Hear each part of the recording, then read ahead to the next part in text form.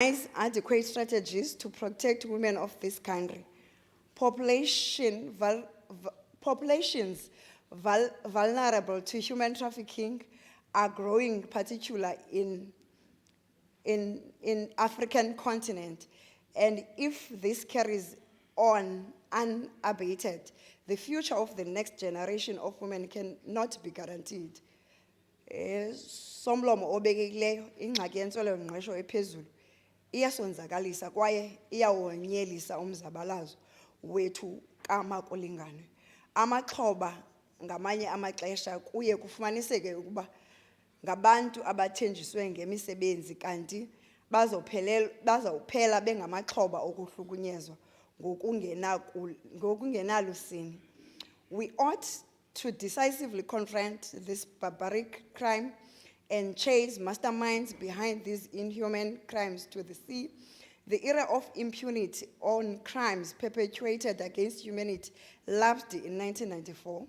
Honorable Speaker, the United Nations celebrates this year's International Women's Day under the theme, Digital Innovation and Technology for Gender Equality.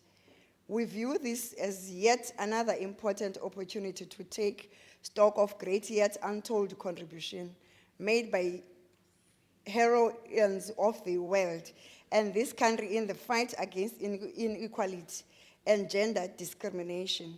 During various stages of the liberation, women staged unwavering commitment to the emancipation of our people, not only in the sidelines, but in the actual theater of struggle. However, this reality is not prevalent in their economic status when compared to their male counterparts. Therefore, this period of advanced technology innovations must be exploited to fast-track gender equality and promote a more inclusive growth, reflecting a gender diversity. This is why, as the African National Congress, we spare no time in joining forces with world to isolate all class and gender-geared discriminations as means to usher a peaceful and friendly society to all. Furthermore, we commit that we will meet all those who are hell-bent protecting discrimination and exploitation of men by men in corridors of struggle, and we will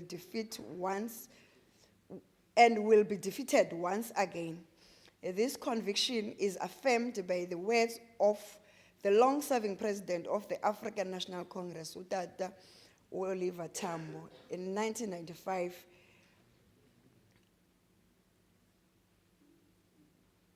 I quote, "Now, nowhere will freedom come about independently of people's struggle. Everywhere, colonial and master power will fight bitterly to retain their possessions. But everywhere, the people's movement are growing and maturing with forever renewed and determined and confidence for freedom." Close quote. In conclusion, Honorable Speaker, discrimination remains an inhuman act and requires a united people's front to confront and fight it, and fight for all generations to come. Thank you very much, Honorable Speaker. Thank you, Honorable Kaya. I now call upon the Acting Premier, MEC Mvoko.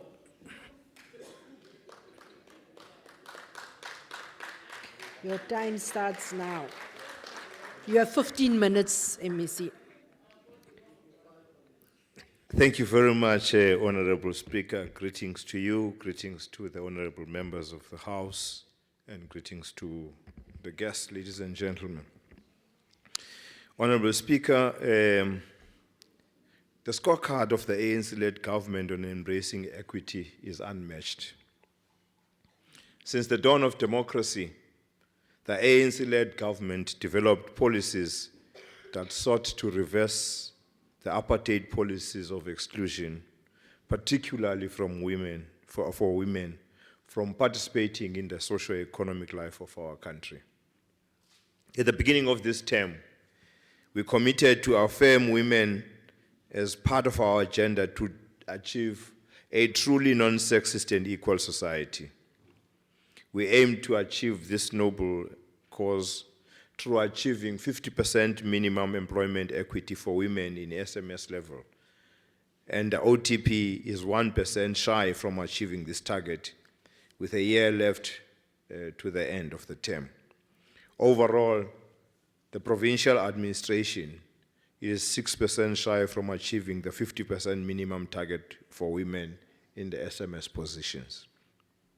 As such, we will continue with our efforts of going beyond meeting our equity targets as it relates to the recruitment of women in senior management positions, embracing equity. As such, we will continue with our efforts of going beyond meeting our equity targets as it relates to the recruitment of women in senior management positions.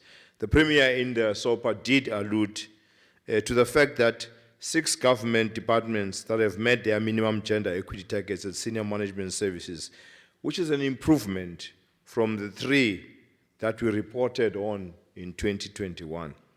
We're rolling out development programs at middle management level, and this gives us confidence that by the end of the term, all departments would have reached their targets. Again, as the 6th administration, we're equally committed to scaling up our interventions of ensuring the full participation of women in our provincial economy.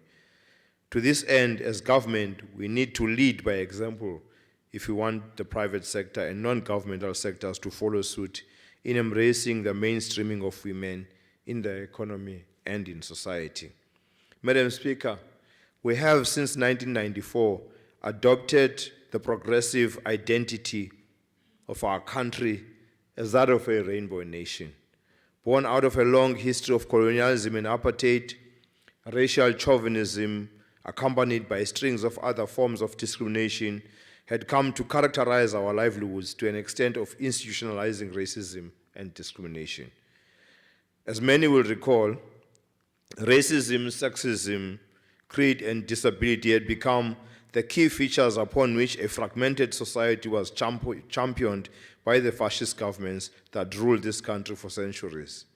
Whilst we obviously know that for them to sustain their grip hold of state power, albeit undemocratically, was to keep the development towards the root of national prosperity reserved for the white minority and male-dominated society. We have not only sought to rely on blind constitutionalism, but a progressive and a living one through our deeds and efforts that can be measured with objectivity.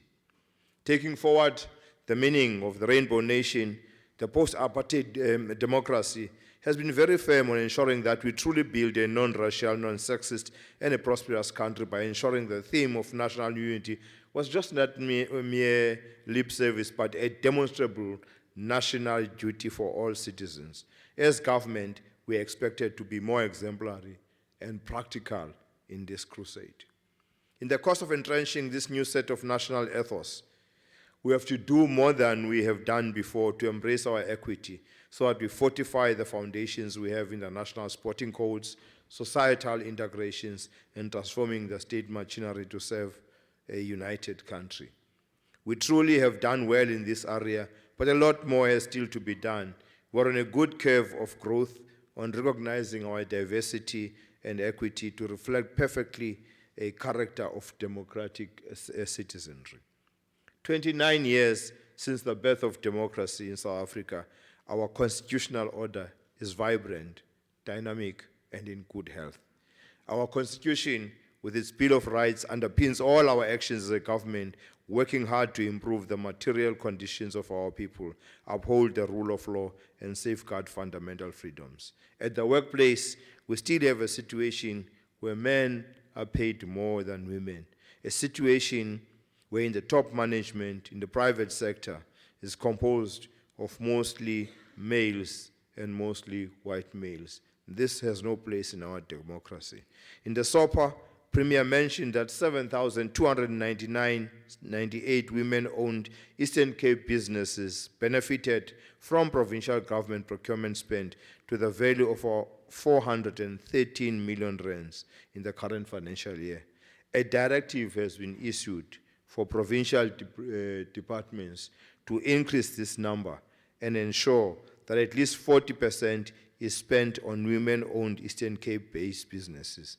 That is decisive action. It is meant to show practically that we continue to embrace equity. We still have a long way to go, and we are equal to the task of achieving our targets on this matter. I thank you very much, Honorable Speaker. Thank you, Acting Premier, MEC Oko.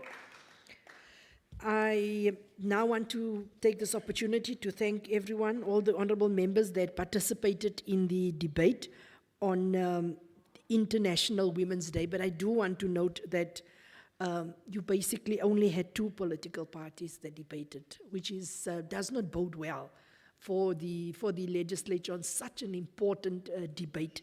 That goes to the leaders of the other political parties to possibly look at the agenda for the House proceedings and then really to analyze certain important debates and where they would want to participate in.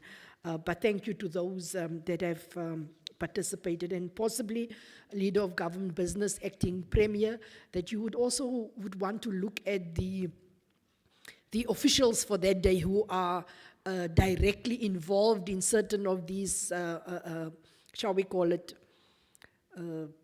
responsibilities within government to attend those debates and to listen to the debates at hand, so that we know these issues would then be taken into House resolutions. You will get 30 days to respond, but I think there comes a point when you need those direct officials to be here in the House and listen to the overall debate, because there are certain recommendations that is always forthcoming from the different political parties, perhaps for a future reference. I think it would bode well, because we can't just be speaking to ourselves. We are not saying these things to ourselves as honorable members. We obviously want to see a change within government and in government's policies and government's implementation of the existing policies. Well done to all of you once again. I will then ask the Secretary to read the first order of the day.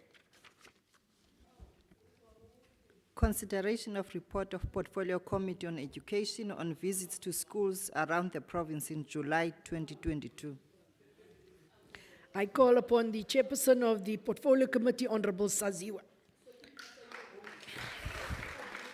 Honorable Saziwa, you have 20 minutes to table your report.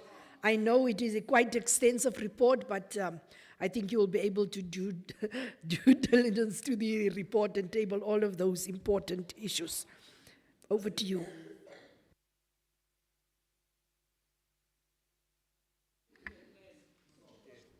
Thank you, Honorable Speaker. I acknowledge the already established protocol of this House. Speaker, this report is 6 months old. Therefore, it means some of the issues that we identified might have been addressed by now. Hopefully, of course. 2, we acknowledge some of the grammatical mistakes that you might have seen in the report. As we present it, we are going to effect such corrections. 3, as you can see, we are only going to present general findings, but report for each school and each district were submitted to the legislature and also sent to the department. On general findings, there are few House resolutions that were implemented by the department. The issue of new fencing to schools is still a challenge. The Tinaga CMC manager is at an acting capacity, and that might negatively affect the smooth running of the CMC. The continuous referral of the schools to maintenance budget by the department, knowing very well of its budget cuts, was found to be misleading and a scapegoat. Quite a number of schools visited cited not to have received assistance from Social Development Department, but rather enjoying much needed support from non-governmental organizations. There's a noticeable causal relationship between social ills and school dropouts. Schools in some of CMCs either do not have the QLTC structure or is not functioning and not properly constituted. Developmental interventions, which is aimed at improving academic performance, tend to focus on senior grades and completely neglecting lower grades. And that has a potential of creating foundational gap later. Departmental systems are seriously failing, compromising schools. The infrastructure in some schools is inappropriate, composed of mud, zinc, and not conducive for teaching and learning. There's massive shortage of classrooms in schools, which resulted to overcrowding of classes. There's still a shortage of furniture for educators, and we're indicating here that this is a repetitive finding. There are schools that are still faced with improper kitchen facilities. There's a general shortage of application facilities, leading to sharing of application facilities. Learners are faced with societal challenges like substance abuse, crime, teenage pregnancy, and hate in families that disturbs them psychologically and affect the learning process. There are still schools which do not have proper fencing, and as such, those schools are exposed to burglary, vandalism, and the safety of educators, as well as other staff members, is compromised as educators are robbed whilst in schools, in school premises. School safety and security is still a problem. In many rural schools, there's a challenge of network connectivity, which resulted to gadgets and educators' laptops not being used.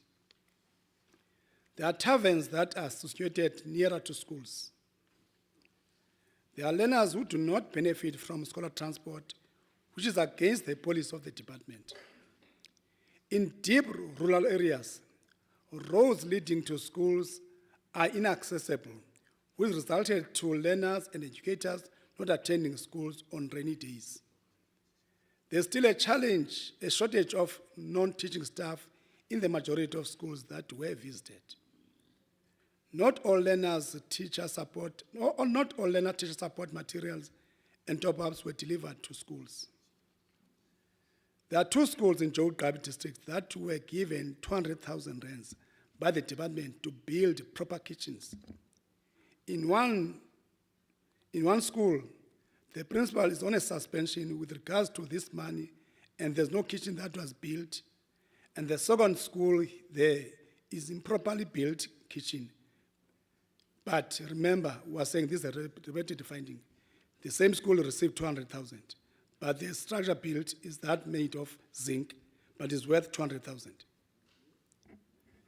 There are 3 schools that were logged by a service provider in November 2021 in the OR district, in the OR Inland District, where the service provider claimed not to be paid by the Department of Education. There are matters that were cross-cutting that were supposed to be dealt with in the IGR. Matters like bad roads, crime, use of drugs, and teenage pregnancy. There's an observable failure on the part of the department to immediately remove furniture on schools affected by rationalization process, with specific reference to Siyazama High School in Bilton. There is no infrastructure and personnel for CMCs established by the department. There are still unrecouped tablets that were given to grade 12 learners in 2020 and 2021. Tablets are still in schools gathering dust. The department cut down on the norms and standards for schools without consultation with either the committee or the role players. Schools that were affected by disaster are not yet attended to, leaving learners to be taught on unbearable conditions. There are still overcrowded schools in the province, although the department promised that by end of September 2022, those schools will be provided with mobile classrooms to curb the overcrowded classes. Due to the nature of top structure in some schools, harvesting water becomes a health hazard. On recommendations, the department must be held accountable for failure to implement House resolutions. And I think we can revoke Rule 205, if I'm correct, by calling the MEC to account here before this House on behalf of its officials. The department must speed up the process of providing schools with new fencing. The department must ensure that there is a permanent CMC manager in Tinaga for stability and proper powers of delegation. The department must refrain from referring schools to maintenance budget even for major renovations. The department must urgently ensure that its relations with social development are clearly structured and schools do benefit with respect to much needed psychosocial support. The department must prioritize the placement of social workers at schools, which will assist in close monitoring of the identified learners. The department must facilitate the establishment of QLTC structures and further ensure that they are fully functioning. The department must ensure that its interventions to improve academic performance benefits all grades to avoid foundational gaps and achieve synergy. The department must ensure that its systems are such that they promote swift functioning of the schools. The department must provide the committee with a plan that is meant to ensure that schools are provided with proper infrastructure within 30 days of the adoption of this report. The department must ensure that schools are provided the mobile classrooms while waiting for proper schools to be built so as to curb the issue of overcrowding. The department must ensure that furniture for educators is provided in the first quarter of the next financial year, which is 2023. The department must ensure that all schools are provided with proper kitchens which are conducive for preparing of food. The department must ensure that it provides ablution facilities to schools with immediate effect. The department must consider closing all schools where it is not possible to provide proper ablution facilities, and this might lead to litigations. The department, working closely with the Department of Social Development, Department of Health, and South African Police Services, must find a mechanism to deal with, amongst others, things like learner pregnancy, drug abuse, and child-headed families. All schools must be provided with proper fencing, which will ensure for the safety of educators and also guard against the property of the government from being vandalized and stolen. The department must conduct a safety and security risk assessment of schools and effect the necessary steps to beef up school safety. The department must work with the municipalities to ensure that schools are provided with all available network pools together with all the service providers. The department must work with the municipalities, the department must involve SAPS, traditional leaders, and liquor board to ensure that there are no taverns operating nearer to schools. The department must ensure that all scholar transport beneficiaries are transported, as no learner is supposed to travel long distances to schools. The department, working closely with the Department of Public Works, Roads and Transport, and the municipalities, should ensure that these roads that are bad are addressed. The department must speed up the process of finalizing the norms and standards for non-teaching staff in the next financial year, which is 2023-2024. The department must ensure that stringent measures are taken against service providers who do not deliver according to the specifications of the department. The department must furnish the committee with an investigation report with regards to the case of the two schools that were supposed to have been provided with proper kitchens, the 200,000 that was given to those schools. The department must furnish the committee with a report on what led to these 3 schools being locked. This matter must be resolved, and if there are any monies that are due to the service providers, the department must pay them with immediate effect. The department must ensure that IGR is strengthened. The department must send senior officials who can take decisions on the spot. The department must ensure that the schools that are closed due to rationalization, furniture must follow learners, or if the furniture is enough at the receiving schools, the furniture must be given to schools that are in need of such furniture. The department must ensure that CMCs are fully resourced in terms of infrastructure and personnel in the next financial year, which is 2023-2024. The department must update the committee on out-of-court settlements regarding the issue of that service provider. The department must consult the committee and the role players before implementing any policy changes, in particular on the matter of them not complying with the norms and standards. The department must provide the committee with a turnaround plan to repair the disaster schools.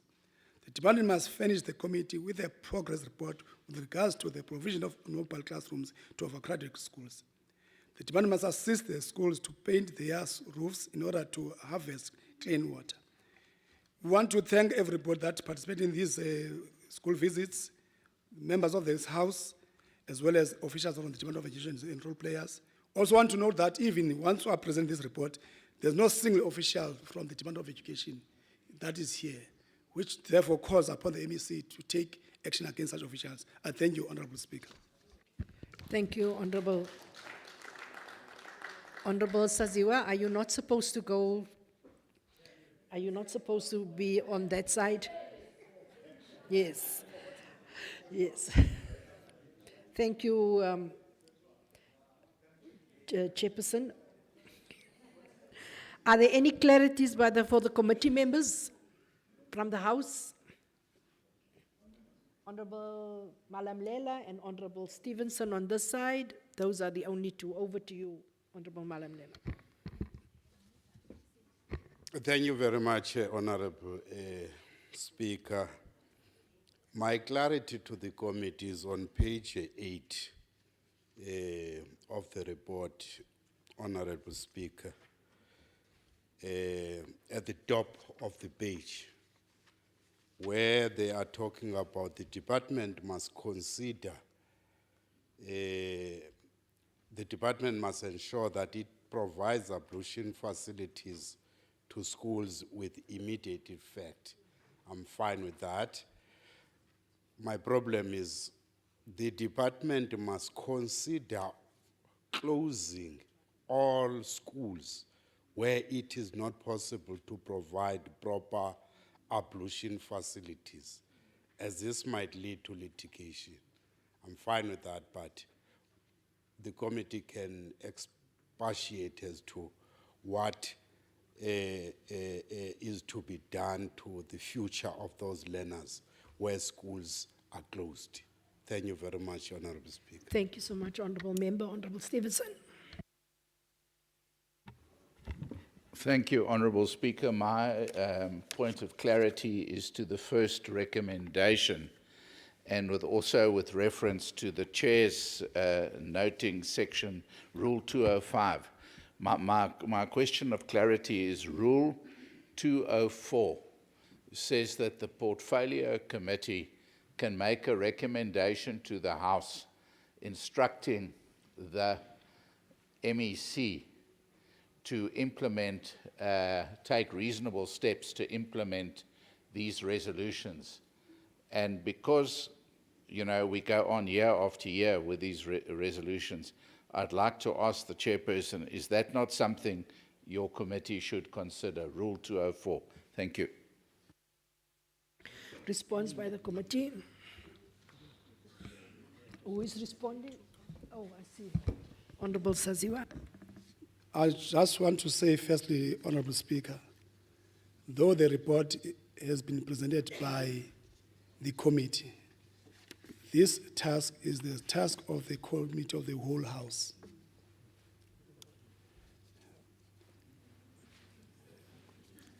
The first issue and concern raised by Honorable Lamlela on our recommendation that the department should consider closing all schools wherein there are no proper appropriation facilities is a professional recommendation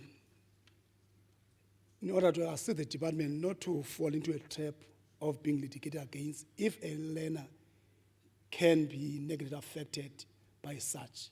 Ordinarily, the Department of Employment and Labor Employment inspectors ought to deal with that.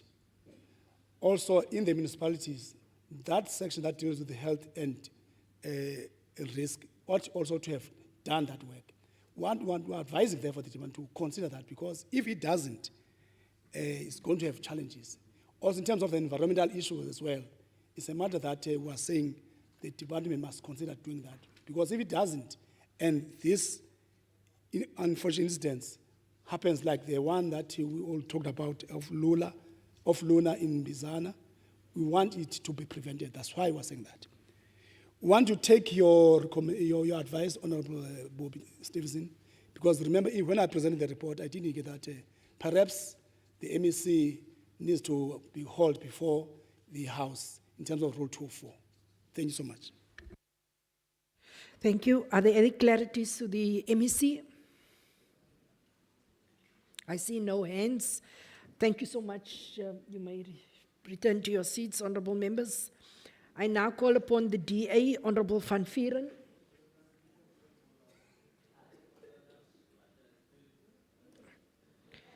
Your 12 minutes starts now. And there was a statement yesterday on the issue of the voice. So.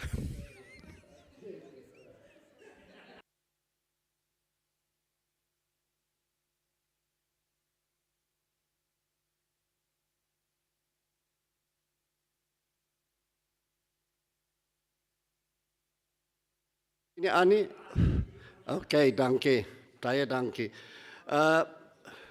Honourable Speaker, it's unfortunate the acting Premier is not here. I humbly greet and welcome everyone here today. But I just wanted to tell the Honourable Acting Premier that his policy against exclusion against women were not implemented in Somerset East on the 22nd of February. He did not deliver 11 extra blankets to the women, and that's why the DA won by 10 votes, because he failed to deliver extra blankets to them. So his policy did not work. Yeah. Honourable Premier, honourable members, another year, another round of oversight visits. I must remind members of this House that these oversight visits are a crucial key in service delivery to our schools and our learners. You know, 14 years ago, I stood here, that Honourable Dimasa, Honourable Mkhaga, Honourable Poncho, Honourable Fislani, Honourable Kobishiani, and yeah, those five. It's only the five that remained. And they told me, Van Vieren, who are you to talk about schools in the rural areas? You don't know a thing about schools in the rural. Now, I want to tell this House, after 14 years in this legislature, I have been to every district under the leadership of first Mkhaga, then Honourable PJ, Honourable Fislani, Honourable Gade, and then Honourable Sasiwa. So those were the five chairpersons. So I have been around in the Eastern Cape. So what I say about schools, I have visited them. I want to make that clear. Honourable Premier, the Department of Education is simply put an embarrassment to this committee and House. But ask yourself, why is it possible for other provinces who are under the exact same financial pressure to still provide infrastructure, implement mitigation strategies for the crippling load shedding? As the committee members on education portfolio of this province, we must do more to hold this department to account. It was asked here earlier. Let's address the elephant in the room, under expenditure of infrastructure grant. That is the element. Madam Speaker, as the DA, we are trying to establish whether the seemingly unending forfeiture of unspent millions every year by the Eastern Cape Education Department will ever stop.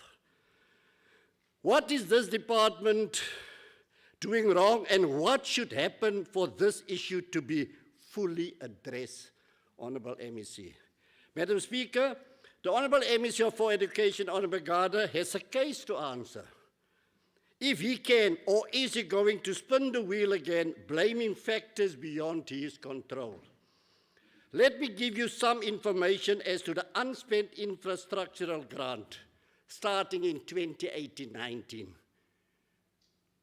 In 2018-19, underspent by 500 million of infrastructure grant. 2019-2020, underspent by 134 million. 2020-21, underspent by 118 million. Yes, sir, those are the facts. 2021-22, underspent by 291 million. 2022-2023, underspent by 100 million.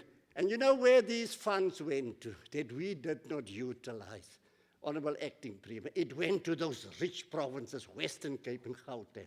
It's a sin that we should give money to them. The DA in the Eastern Cape has called on the Eastern Cape Department of Education to do away with the middleman of implementing agents and the contractors and pay the funds for infrastructure directly to schools.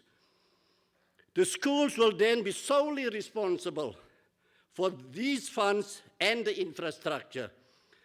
This method has worked very well in the Western Cape, where a school in Delft was built in just 8 weeks. The outcry about the battling infrastructure unit of the Eastern Cape Department of Education has been heard and raised with the MEC and the Premier for many years. But not surprisingly, we have seen no concrete changes coming from this department, considering the huge outcry when almost 500 million of infrastructure grant was forfeited to the rich province of the Western Cape and the Gauteng in the 2018-2019 financial year. Then, Honourable Speaker, let me put the record straight. On Tuesday, I was referring to the declining number of schools offering mathematics. We always speak in this house about the offering of subjects of mathematics, science, accounting, that's important. Those are the critical subjects. I never refer to the results of the mathematics obtained in this province, which is excellent. But the number of schools not offering mathematics, Honourable MEC, is increasing exponentially. Even in the area where I say, even at the school where I started teaching at Chapman Secondary School, where we started the maths, where we had for 10 years 100% maths pass under my guidance. You can check that up. But that school at this moment is not offering maths. And so many other schools, I want you to ascertain, Honourable Gada, as to why these schools are not offering mathematics. We had a good pass percentage of 44%, but would we want a pass percentage of 40% out of 100 learners, or do we want a 25% out of 500 learners? You can make your sums. If you can't, I'll give you a class after this sitting. That is one. The other sore point, Honourable Gada, that's why I'm not reading from my notes. I like to speak from the heart. You know, if the ANC comes to Nelson Mandela Bay, the first place they visit is Helenvale, Katanga. They love going to Helenvale. But you know what is happening in Helenvale at this moment? The parents of that community is busy closing Hillcrest I'll come back to that. In Klipplaat, a completely dominated ANC area, those three schools, a Klipplaat Senior Secondary School, then there's, I'll give you the other two names, I've written it down here,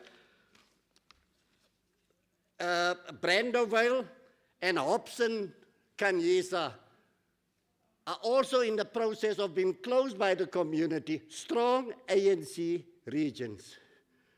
Now we say, why are these schools not assisted with the necessary teachers they deserve? And the ANC should give answers as to why our schools are overcrowded. And what we are saying, as the DA, yeah, I can also speak your language. What we are saying is, as the DA, ANC, your end is near. ANC, jou einde is in sig. ANC, isipelo sisondele.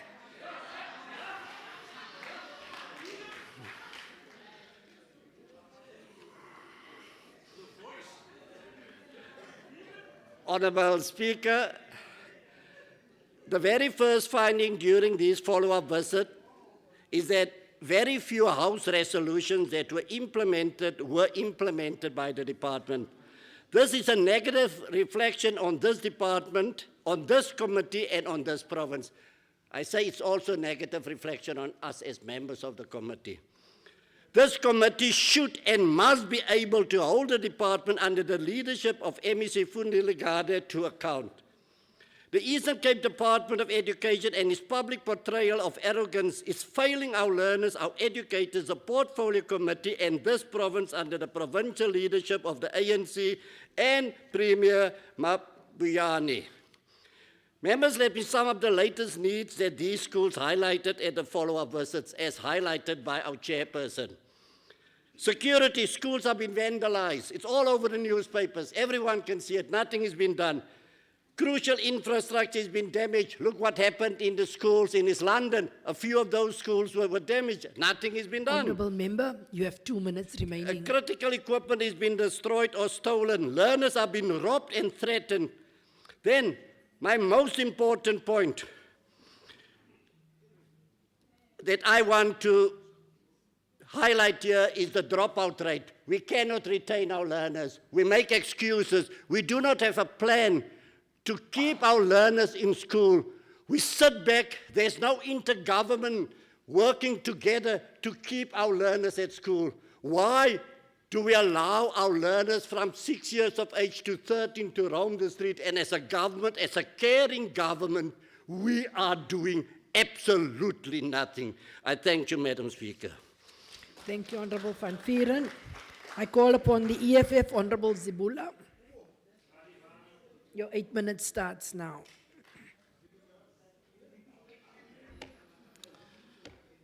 Molweni. Honorable Speaker, the EFF Provincial Secretary, Commissioner Mthembu Madikizela, and to all the members of this legislature, the guests, I salute you. We appreciate the program of visiting schools that the Eastern Cape Legislature is embarking on in the beginning of the year, which embraces that oversight on education should not be the responsibility of only the members of Education Portfolio Committee, but it must also involve all members. The visit to schools is a great initiative, and that seeks to provide an opportunity to the legislature to actively participate in changing the status quo in education.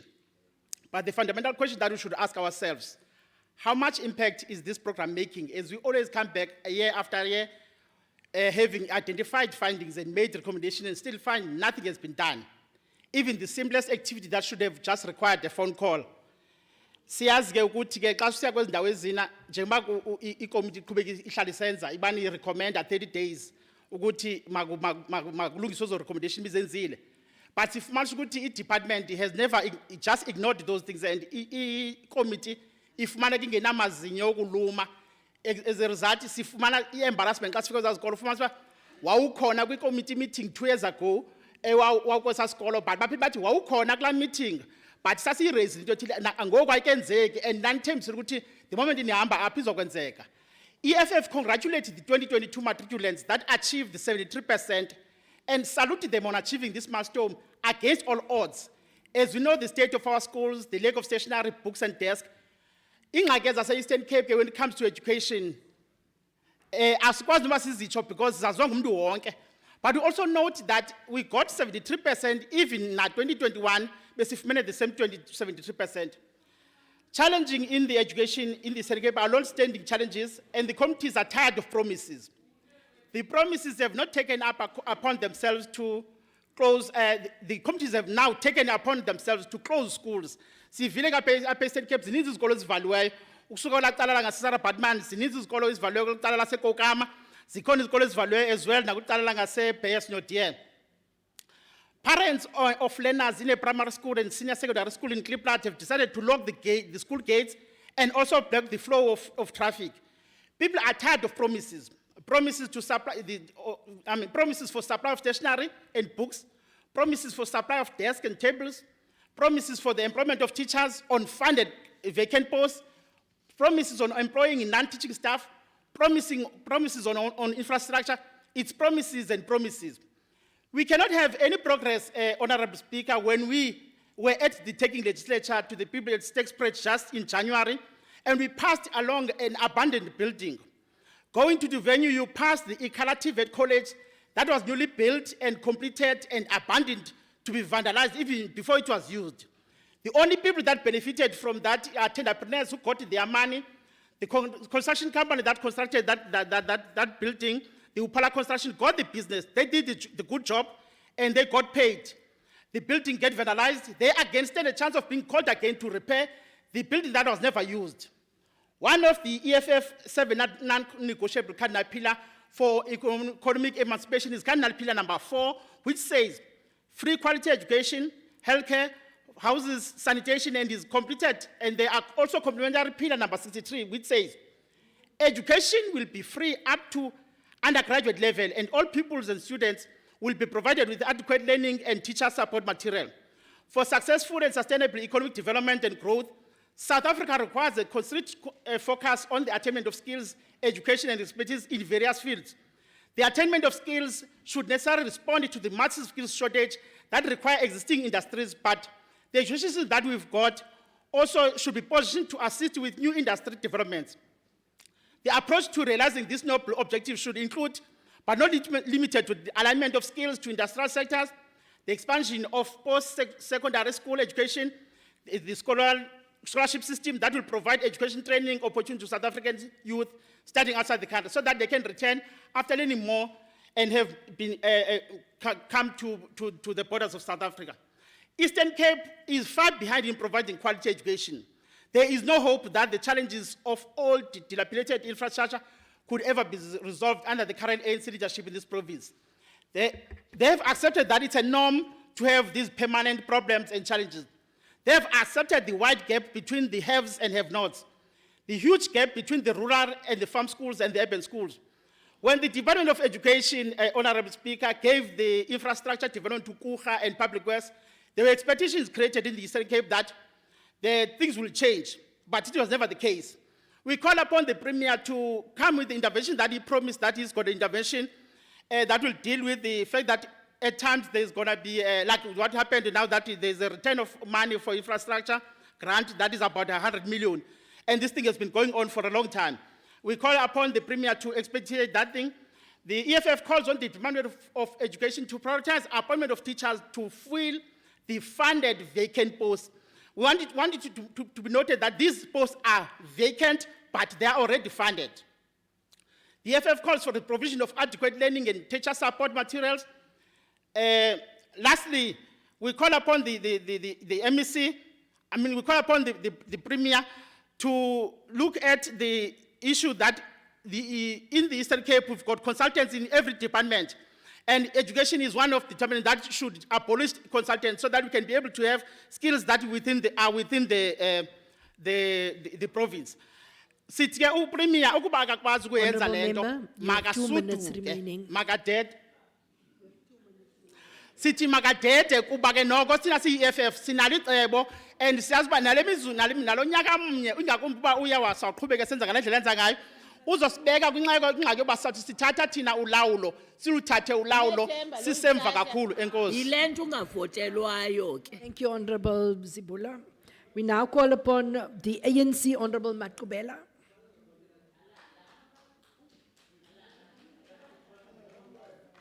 He's not debating. He's not debating. We've got a notice.